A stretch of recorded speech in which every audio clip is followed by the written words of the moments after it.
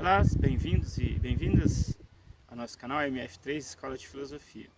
Na série Desenvolvimento Regional e Conhecimento, um tema importantíssimo é o que faz órbita aos temas cooperativismo, cultivo e conhecimento. Por incrível que pareça, nós observamos que as pessoas não conseguem, num dado território, se juntarem num esforço que a gente chamaria de cooperativo. Esse é um tipo de conhecimento que também precisa ser ensinado e cultivado, se a gente não encontra espaço para ele. Nós não, obviamente, aprendemos, como todos os tipos de conhecimentos.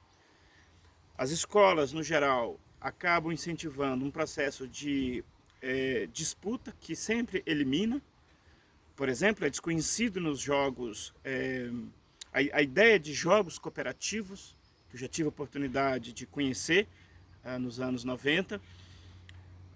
E a gente tem a ideia de competição no ambiente escolar. Competição de notas, competição na parte esportiva da escola, mas nós não ensinamos cooperativismo. Jogos cooperativos, por exemplo, é uma dessas experiências, que o jogo consiste em todos executarem um conjunto de atividades e o resultado está exatamente na cooperação e não no processo de exclusão, que é naturalizado nas Olimpíadas de Matemáticas, nas Olimpíadas de Física e etc., que é a competição para a exclusão. Então, o tipo de conhecimento cooperativo é fundamental para o desenvolvimento e ele é escasso, porque as instituições não o oferecem às pessoas. Um segundo aspecto, que é a alimentação, o cultivo propriamente da terra, a cultura, ela na verdade congrega três subtemas.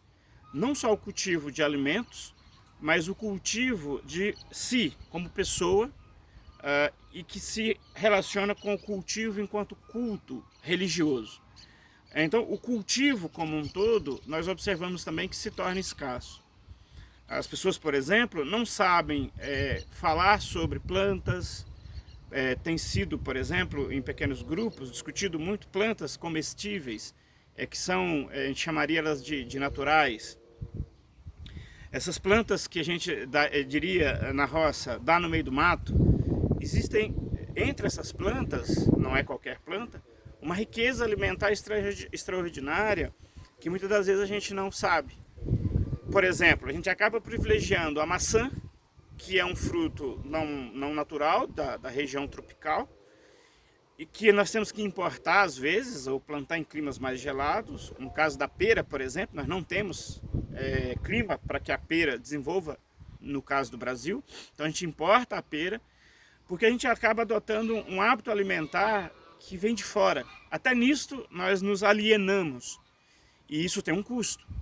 Como também nós não sabemos que manga não dá o ano inteiro.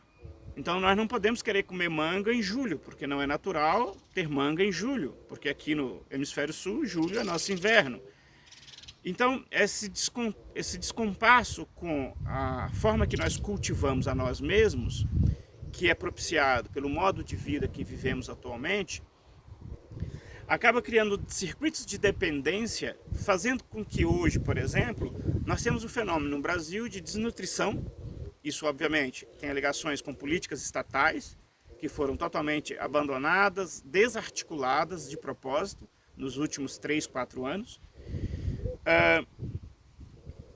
Mas nós temos o fenômeno terrível da desnutrição e da má alimentação, que é uma coisa nova, contemporânea aqui no Brasil.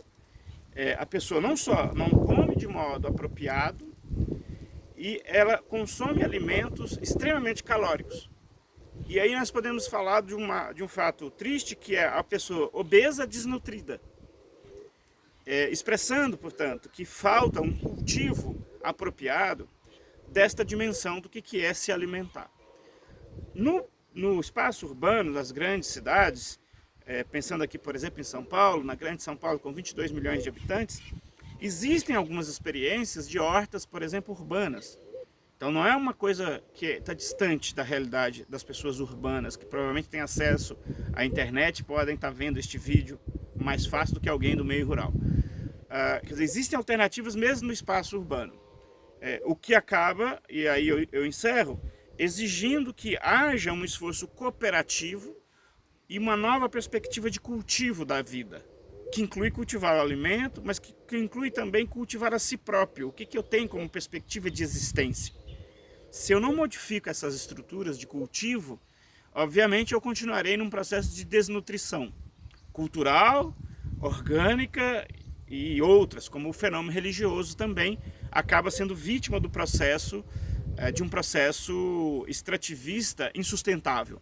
Certas experiências, sobretudo no cristianismo ocidental, que associa a ideia da religião com a economia, a chamada teologia da prosperidade, facilmente nós conseguimos observar como que essa proposição também é uma proposição alienante, que não ensina o indivíduo nesse cultivo cooperativo, colaborativo, e um cultivo que vê o meio onde está e que consegue fazer algo sustentável no seu próprio meio.